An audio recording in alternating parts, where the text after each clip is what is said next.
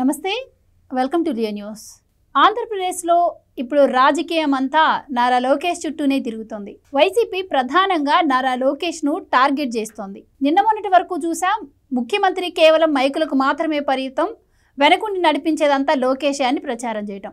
ఇప్పుడు సరికొత్తగా ఇంకొక అంశాన్ని తెర మీదకు తెస్తోంది వైసీపీ. లోకేష్ గారిని కలవాలన్నా, అలాగే చంద్రబాబు గారిని కలవాలన్నా కూడా లంచం ఇచ్చుకోవాల్సిన పరిస్థితి వచ్చింది పారిశ్రామికవేత్తలకు, ప్రజలకు అంటోంది. ఈ ప్రచారాల్లో వాస్తవం ఎంత?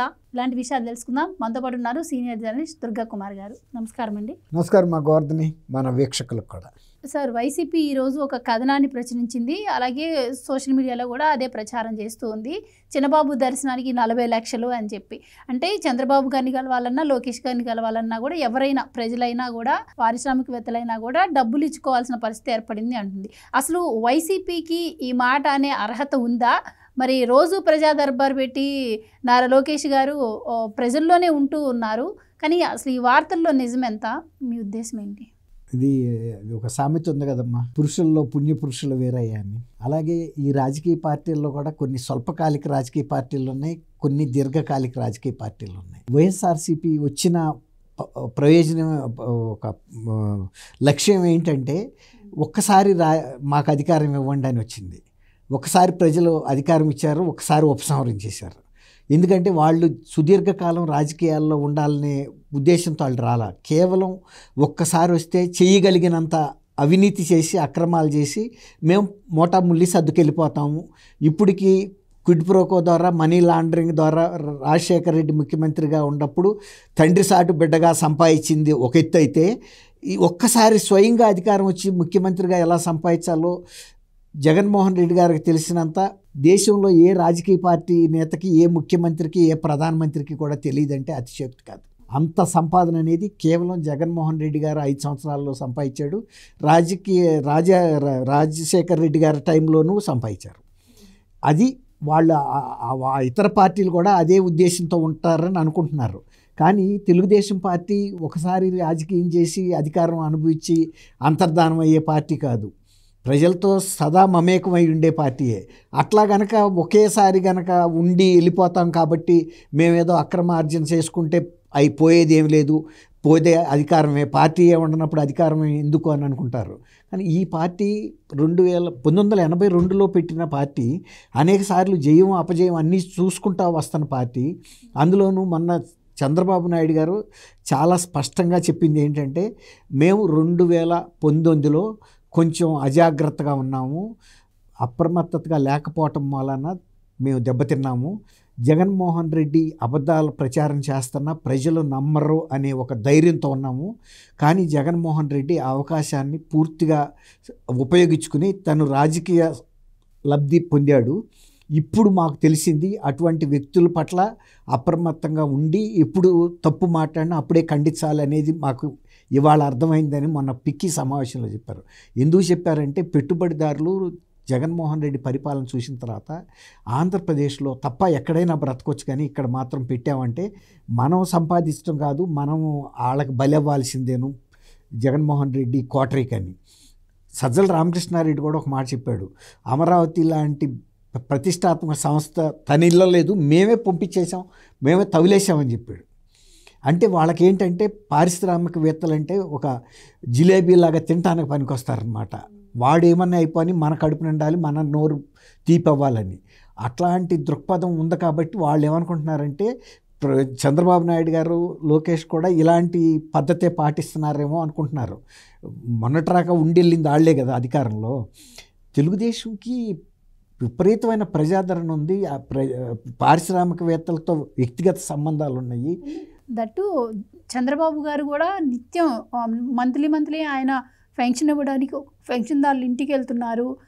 నిత్యం ప్రజల్లోనే ఏదో ఒక సమావేశం పెట్టుకొని, ఏదో ఒక యాత్ర ద్వారా ఆయన ప్రజల్లోనే ఉంటూ ఉన్నారు. ఇటు లోకేష్ గారు వచ్చేసరికి ఆయన కూడా ప్రజా దర్బార్ పేరుతో ప్రజలకు అందుబాటులోనే ఉంటున్నారు. అండ్ ముఖ్యంగా మనం చూసాం, ప్రజలందరికీ కూడా నాయకులు దగ్గరగా ఉండాలి, లేదంటే తగిన చర్యలు తీసుకుంటామని చెప్పి స్వయంగా ముఖ్యమంత్రి గారే ఒక సందేశం కూడా ఇచ్చారు.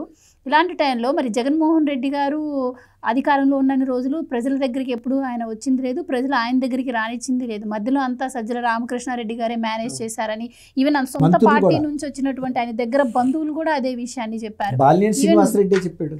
అవును, విజయసాయి రెడ్డి గారు కూడా అన్నారు కదా, ఒక క్వార్టరీ ఉంది, క్వార్టరీలో జగన్మోహన్ రెడ్డి గారు ఉంటారు, అవును ఎవరు చారనీరు అని చెప్పి. సో అలాంటి వాళ్ళు ఇప్పుడు ఈ విధంగా ప్రచారం చేస్తే అసలు ప్రజలు కూడా నమ్మే అవకాశం ఉంటుందంటారా? అంటే ఇతను సిద్ధార్థ్ కౌశల్ అని ఒక ఐపీఎస్ రాజీనామా చేశాడు కదమ్మా, ఆ రాజీనామాని కూడా వాళ్ళు ఆ అబద్ధపు ప్రచారాలు చేసి కూటమి ప్రభుత్వం ఒత్తిడికి తట్టుకోలేక రాజీనామా చేసి వెళ్ళిపోయాడనే ఒక అసత్య ప్రచారం చేస్తే స్వయంగా ప్రజలైతే కొంత నమ్ముతారు కదా. కానీ ఆయనకు కూడా అవమానకరం. ఒక అధికారి తన వ్యక్తిగత కారణాలతో, కుటుంబ కారణాలతో తను భవిష్యత్తుని ఆలోచించుకుని కుటుంబపరంగా చర్చించుకుని రాజీనామా చేయాలని ఒక స్వచ్ఛందంగా నిర్ణయం తీసుకుని వెళ్తున్న వ్యక్తిని ఒత్తిడికి కారణమయ్యి అతను వెళ్ళిపోతున్నాడు అంటే అతను ఇక్కడ ఉద్యోగం చేయలేకపోతున్నాడనా, లేకపోతే ఇతను తప్పులు చేస్తే ప్రభుత్వం వేధించిందనే ఒక భావన వెళ్తుంది కదా. ఇప్పుడు ఆయన స్వయంగా బయటకు వచ్చి చెప్పాడు నిన్న, నేను వ్యక్తిగత కారణాలతో మా కుటుంబం అందరం చర్చించుకుని నేను రాజీనామాకి నిర్ణయించుకున్నాను, నెల క్రితమే నేను నోటీస్ ఇచ్చాను. గవర్నమెంట్లో అఖిల భారత సర్వీస్ ఉద్యోగులు బయటికి రిజైన్ చేయాలన్నా కూడా ఒక ప్రొసీజర్ ఉంటుందమ్మా. ముందు నోటీస్ ఇవ్వాలి, ఆ నోటీసుని రాష్ట్ర ప్రభుత్వంలో పనిచేస్తున్నారు కాబట్టి కేంద్ర మానవ వనరుల శాఖకి పంపాలి. కేంద్ర మానవ వనరుల శాఖ కూడా ఎందుకు రాజీనామా చేస్తున్నాడు ఏంటని విచారించి తర్వాత వాళ్ళు ఒక ఇంటెలిజెన్స్ రిపోర్ట్ కూడా తెప్పించుకుంటారు. ఎందుకంటే అసలు ఏం కారణం ఉంది ఏంటి, ఇతను ఏమన్నా ప్రభుత్వ వ్యతిరేక వ్యవహారాలు ఏమన్నా చేసి వెళ్ళిపోతున్నాడా సర్వీస్ నుంచి అనేది వెరిఫై చేసుకోకుండా రిలీవ్ చేయరు. అలా కూడా చూస్తారు, వాళ్ళకి అనేక రకాల వెరిఫికేషన్లు జరుగుతాయి. కాబట్టి ముందే నోటీస్ ఇవ్వమన్న కారణం అది, అంతేగాని సడన్గా తీసుకెళ్ళిపోయి ఎక్రాస్ ద టేబుల్ ఇచ్చి నన్ను రిలీవ్ చేయమని అడిగితే చేయలేరు. కేంద్ర ప్రభుత్వంలో ఉన్నప్పుడు ఈయన తీసుకున్న నిర్ణయాల మూలాన ప్రభుత్వాలకు ఎక్కడైనా నష్టం జరిగిందా, రాష్ట్ర ప్రభుత్వానికి కానీ కేంద్ర ప్రభుత్వానికి కానీ ఏమన్నా ప్రభుత్వ నిబంధనలకు వ్యతిరేకమైన నిర్ణయాలు తీసుకున్నాడా, ఇవన్నీ కూడా వాళ్ళు ఇంటర్నల్ ఎంక్వైరీ చేసేసుకుంటారు, అప్పుడు రిలీవ్ చేస్తారు. ఇప్పుడు సిద్ధార్థ్ కౌశల్ది ఏంటంటే తనకి ఇండియాలోనే ఉన్న ఒక పెద్ద కంపెనీలో మంచి ఆఫర్ వచ్చింది. ఇక్కడ ఎంత పెద్ద ప్రభుత్వ ఉద్యోగం అయినా 1,50,000 అంతా మించి రాదు. అదే ప్రైవేటు ఉద్యోగాల్లో ఒక్కొక్కసారి నెలకి 20 లక్షల ప్యాకేజీ కూడా ఉంటుంది, సంవత్సరానికి ఒక 5 కోట్ల ప్యాకేజీ ఉండేవాళ్ళు కూడా చాలా ఈజీగా ఇస్తుంది ప్రైవేట్ వాళ్ళు ఇస్తారు. వాళ్ళు కూడా కొంతమందిని ఎంపిక చేసుకుంటారు, ఎంపిక చేసుకుని రాయబారం నడుపుతారు, వీళ్ళకు కూడా ఫ్యూచర్ బాగుంటుందనే ఉద్దేశం మీద వెళ్తారు. కొన్నిసార్లు విదేశీ కంపెనీలకు వెళ్ళారు, విదేశాల్లో కంపెనీల్లో ఉద్యోగాలు చేస్తానికి కూడా వెళ్ళిపోయిన సందర్భాలు ఉన్నాయి. కానీ బహువరుదు, ఎక్కువగా మంది అయితే వెళ్ళరు. ఎందుకంటే అది ఎంతకాలం ఉంటుందో ఉండదో తెలియదు, అది కొంత అస్పష్టత అంటే అస్థిరత్వం ఉంది అక్కడ. కానీ ప్రభుత్వ ఉద్యోగంలో స్థిరత్వం ఉంటుంది, ఏది ఉండక తర్వాత ప్రజల్లో ఒక హోదా ఉంటుంది, వాళ్ళకి గవర్నమెంట్లో గౌరవం ఉంటుంది, అందుకని ఉంటారు. కానీ ఈయన వ్యక్తిగత కారణాలతో వెళ్తున్నాడు, మంచి సంస్థలోకి వెళ్తున్నాడు అని తెలిసి ఆయన వివరణ ఇచ్చేటప్పటికి వాళ్ళ సాక్షి మీడియాకి కానీ సాక్షి ఛానల్కి కానీ ఏమన్నా ప్రజల్లో ఉంటుందా? అభూత కల్పనలో రాయటం. ఇప్పుడు ఇది కూడా ఒక అభూత కల్పన. పారిశ్రామికవేత్తలు చంద్రబాబు నాయుడు గారికి పరిచయం లేని వ్యక్తులు ఆంధ్రప్రదేశ్లో ఎవరుంటారండి? అందరితో తెలుసు. ఎవరన్నా ఏదన్నా వ్యక్తిగతంగా ఆయన కలవదలుచుకుంటే ఆయనతో ముందు అపాయింట్మెంట్ తీసేసుకుంటే 5 నిమిషాలు 10 నిమిషాలు 3 నిమిషాలు 2 నిమిషాలు ఇచ్చేస్తాడు. ఎందుకంటే వాళ్ళే కదా ఆయనకి జీవనాడి. మన ఫిక్కీలో కూడా ఏం చెప్పాడు, మీరు భయపడొద్దు, మళ్ళీ జగన్మోహన్ రెడ్డి వస్తాడు, గతంలో లాగా దుష్పరిపాలన ఉంటుందని. మా అజాగ్రత్త వల్ల జరిగింది, ఈసారి అట్లాంటి పరిస్థితి రానివ్వనని చెప్పాడు కదా. అయితే మొన్న చూసాం కదా సార్, లోకేష్ గారు ప్రధానమంత్రి గారిని వెళ్ళి కలిసి రావడం కావచ్చు, మొన్న యోగా ఆంధ్ర తర్వాత ప్రధానమంత్రి గారు స్వయంగా లోకేష్ గారిని పొగడ్డం కావచ్చు. లోకేష్ గారు ఇప్పుడు దేశవ్యాప్తంగా కూడా హైలైట్ అవుతున్నారు, ప్రధానమంత్రి గారు చాలా మెచ్చుకుంటున్న పరిస్థితి. సో ఇలాంటి టైంలో ఆయన్ని టార్గెట్ చేస్తూ రాజకీయం అంటారా? ఇది మీరు ఖచ్చితంగా చాలా మంచి మాట చెప్పారమ్మా. కేంద్ర క్యాబినెట్లో ఒక పేరుని ప్రస్తావించి ప్రధానమంత్రి పొగిడాడంటే అది చిన్న విషయం కాదు. కేంద్ర క్యాబినెట్లో అత్యంత కీలకమైన అంశాలు, ముఖ్యమైన అంశాలు మాత్రమే చర్చకొస్తాయి. అలాంటి సందర్భంలో ఆయన ఎందుకు చెప్పాడంటే అక్కడ బాగా చేశారు, అక్కడి నుంచి నివేదిక వచ్చిన తర్వాత నేను ఇతర రాష్ట్ర ముఖ్యమంత్రులు కూడా లేఖలు రాస్తాను, ఇట్లా యోగా ని మనం దేశవ్యాప్తంగా అన్ని రాష్ట్రాల్లో కూడా ప్రాచుర్యంలోకి తీసుకురావాలని ఆ సందర్భంగా చెప్పినప్పుడు అది పెద్ద కాంప్లిమెంట్. అలాంటివి అంటే జగన్మోహన్ రెడ్డి ఏమో ఈ అప్రదిష్టతో అవినీతి కేసులతో ఇది మునిగిపోతున్నాడు. ఈయనేమో ప్రధానమంత్రులతోనూ జాతీయ స్థాయి నాయకులతోనూ కేంద్ర క్యాబినెట్లో చర్చల సందర్భంలో ప్రస్తావనకు వచ్చిందంటే మరి వీళ్ళకి ఆ కడుపు మంట ఉంటుంది, ఏదో ఒక రకంగా బురద చల్లాలి. ఇప్పుడు నేను బురదలో వెళ్ళిన తర్వాత నీ తెల్లబట్టలు ఎందుకు ఉంచుతాను, నేను కూడా ఇట్లా అంటే అయిపోతుంది కదా. అటువంటి బురద జల్లే కార్యక్రమం తప్ప తర్వాత తెలుగుదేశం వాళ్ళ కొత్తగా ఒక్కసారి అధికారంలోకి రావాలని వచ్చిన పార్టీ కాదు కదా. వాళ్ళకి చిరకాలంగా ఆంధ్రప్రదేశ్లో చిన్న పారిశ్రామికవేత్తల నుంచి బడా పారిశ్రామికవేత్తల దాకా వ్యక్తిగతంగా తెలుసు. వాళ్ళు ఏ విధంగానైనా వాళ్ళకి రాయబారం పంపితే అసలు మేము కలవదలుచుకున్నామని ఇచ్చేస్తారు. ఎందుకంటే పెట్టుబడులు రావాలని కదా వాళ్ళు కోరుకుంటుంది. అదే కనుక మేము అవినీతిలో మునిగిపోతున్నామని పెట్టుబడిదారులకు చెబితే అక్కడే వెళ్ళిపోతారు వాళ్ళు.